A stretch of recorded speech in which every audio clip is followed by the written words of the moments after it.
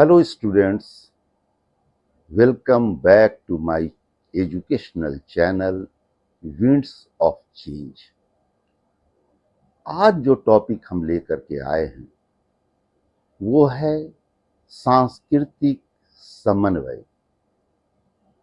खास तौर पर विदेशी लोगों की जो संस्कृति थी जिसके संपर्क में हम आए, उसकी संस्कृति का क्या प्रभाव भारतीय संस्कृति पर पड़ा, किस तरह से, कहाँ और कैसे ये समन्वय स्थापित हुआ, कैसे हमारी संस्कृति समृद्ध हुई, कैसे ये आदान प्रदान हुआ कि उनकी संस्कृतियों से बहुत कुछ हमने सीखा और अपनी संस्कृति हमने उनको सिखाई। हम ये जानते हैं कि हड़प्पा काल में भी, जिसे हम सिंधु घाटी सभ्यता कहते हैं, भारत कभी भी आइसोलेटेड आइलैंड नहीं रहा। यद्यपि कि हमने अब तक उनकी लिपि को नहीं पढ़ा है, इसलिए बहुत ही गंभीरता से हम उनके व्यापारिक संबंधों पर बात नहीं कर सकते, उनकी संस्कृति पर बात नहीं कर सकते। लेकिन जो पुरातात्विक साक्ष्य हमें मिले हैं, जो सामग्रियां हमें भारत की दूसरे देशों में आसपास के और आसपास के देशों की जो सामग्रियां हमारे यहाँ मिली है, जो हमें डॉकयार्ड मिला है जैसे लोथल में, उससे ये बात तो स्पष्ट है कि हमारा समुद्री व्यापार उस समय विभिन्न देशों के साथ हुआ करता था। उसके बाद हमने अपने एक प्रीवियस वीडियो में आर्यों के आगमन और उनकी संस्कृति का हमारी संस्कृति से मेल के बारे में मैंने बताया था, जो आज सबसे अधिक हमें दिखाई देता है। आर्यन लोग से पहले भले ही लिपि न थी, शुरू में जब आर्यंस यहाँ आए तब भी उनके पास लिपि नहीं थी, कोई लिखावट का स्रोत, कोई लिखित स्रोत हमें प्राप्त नहीं होता। लेकिन बाद में फिर वेद हमें मिलता है, पुराण मिलता है और लगातार वैदिक संस्कृति की जानकारी हमें इन पुस्तकों से मिलती है। फिर हम देखते हैं कि सिर्फ हड़प्पा काल में ही जो संस्कृति हमारे सामने आती है, वो संस्कृति मूल रूप से भारतीय संस्कृति कही जा सकती है, जिस पर बाह्य प्रभाव हमें देखने को नहीं मिलता। लेकिन उसके बाद आर्यंस का आगमन होता है, फिर सिकंदर महान के साथ यवनों का आगमन होता है। उससे पहले हम देखते हैं कि साइरस महान, जो एकेमेनिड एम्पायर के राजा थे, उन्होंने भारत के उत्तर पश्चिम सीमा पर को अपने साम्राज्य का एक हिस्सा बना लिया था। इसका अर्थ है कि सबसे पहला जो समन्वय हमारा हुआ विदेशियों से, वो एकेमेनिड साम्राज्य से हुआ, जिसे यूनानियों ने सिकंदर ग्रेट के समय हमारे से संपर्क बनाया। इसलिए कि एकेमेनिड एम्पायर को हराने के बाद उसके संपूर्ण क्षेत्र पर सिकंदर ने कब्जा कर लिया। फिर हम देखते हैं कि उसके बाद हून आते हैं, कुषाण आते हैं, सीथियंस आते हैं। ये सारी जातियां हमारे सामने उपस्थित होती हैं। इनकी संस्कृति हमारे भारत की संस्कृति की तरह बहुत ज़्यादा विकसित नहीं थी। ये कबायली संस्कृति के लोग थे, लेकिन कहीं न कहीं वो हमारी संस्कृति के प्रेरक भी बने और हमारी संस्कृति से उन्होंने प्रेरणा भी लिया। इसमें से अधिकांश तो पूर्ण रूप से भारतीय बन गए। फिर हम देखते हैं कि अगर रफली देखा जाए तो 200 BC से लेके 300 बीसी का जो पीरियड है, जो काल खंड है, उस वक्त मौर्य साम्राज्य की तरह कोई बहुत बड़ा साम्राज्य भारत में देखने को नहीं मिलता है। इस काल में हम देखते हैं कि मध्य एशिया और पश्चिमी चीन के कबायलियों का अटैक भारत के आसपास होता है, और फिर बाद में हम देखते हैं कि वो भारत पर भी वो कर्म करते हैं और यहां भी अपना छत्र बनाते हैं। जब सिंह हुआन ती जो चीनी राजा थे, उन्होंने लगभग 220 बीसी में चीन की दीवार का निर्माण किया। इससे पहले सीथियंस हमेशा चीन की तरफ जाते थे, चीन पर आक्रमण करते थे। अब चीन के दीवार ने उन्हें चीन पर आक्रमण करने से रोक दिया। तब उनका रुख बैक्टेरियन ग्रीक्स की तरफ और पार्थियंस के इलाके में होने लगा। ये बैक्टेरियन ग्रीक्स हैं क्या? सिकंदर महान की मृत्यु के बाद सेल्यूसिड साम्राज्य पश्चिम एशिया में बना, जिसके गवर्नर डियोडोटस प्रथम ने बैक्टेरिया को सेल्यूसिड एम्पायर से आजाद करा करके एक स्वतंत्र राज्य का दर्जा दिया और वहां के सम्राट बन गए।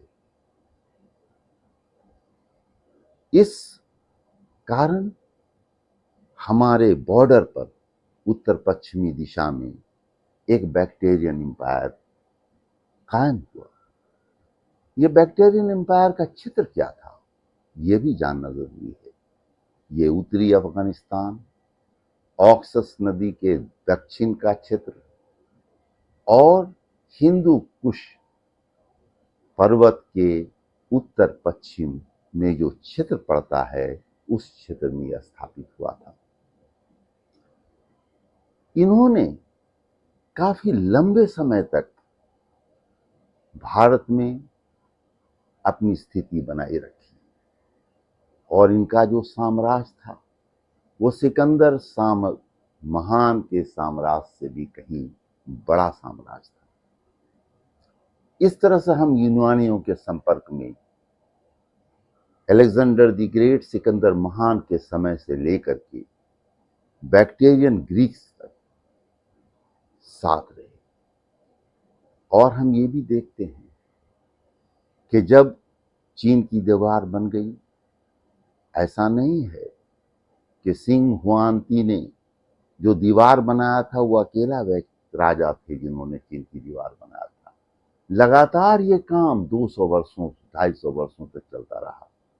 कई राजवंश आए और उन्होंने चीन की सुरक्षा के लिए दीवार को और बड़ा किया और बड़ा किया। इस तरह से चीन की तरफ आक्रमण करना मुश्किल हो गया था। इसलिए सीथियंस बैक्टेरिया पर और पार्थियन के क्षेत्र पे आक्रमण करने लगे और ऐसा करते करते इन्होंने खदेड़ दिया बैक्टेरियन ग्रीक्स को भारत की तरफ। अब उत्तर पश्चिम में बैक्टेरियन ग्रीक्स का कब्जा हो गया। इस तरह से बाद में फिर हम देखते हैं कि ये सीथियंस भारत भी आ गए, जिन्हें हम शक के नाम से जानते हैं।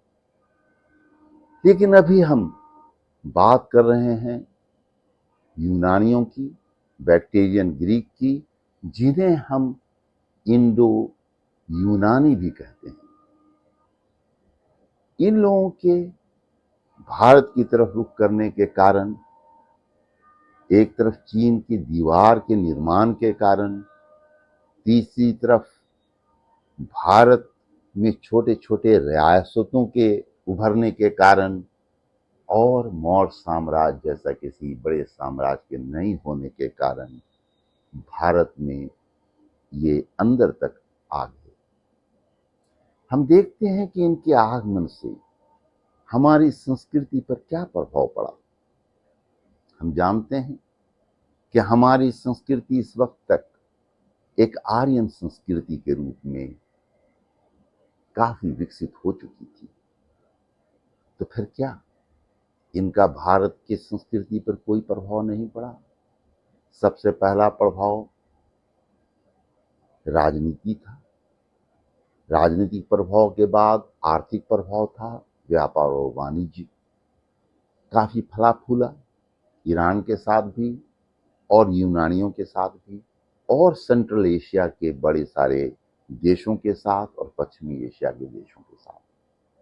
लेकिन हम ये भी देखते हैं कि डारियस महान, जो अकेमेनिड एम्पायर के एक महान राजा थे, उनके जो शिलालेख हमें प्राप्त होते हैं उसी के सदृश अशोक के भी शिलालेख हमें प्राप्त होते हैं। स्पष्ट है कि कहीं न कहीं अशोक का शिलालेख डारियस महान के शिलालेख से प्रेरित था, भले ही उसमें कुछ उन्नति हमें देखने को मिलती है। हम ये भी देखते हैं कि सोने के सिक्के का चलन ये यूनानी लोगों के द्वारा ही किया गया था, जिन्हें हम इंडो यूनानी या बैक्टेरियन यूनानी कहते हैं। सिक्का आर्थिक उन्नति को भी दर्शाता है। इस समय में सिर्फ सोने के सिक्के ही का निर्माण नहीं हुआ, चांदी के सिक्के, निकल के सिक्के ये भी प्रचलित हुए और इनसे भी हमें बहुत सारी जानकारियां यूनानियों के बारे में मिलती है।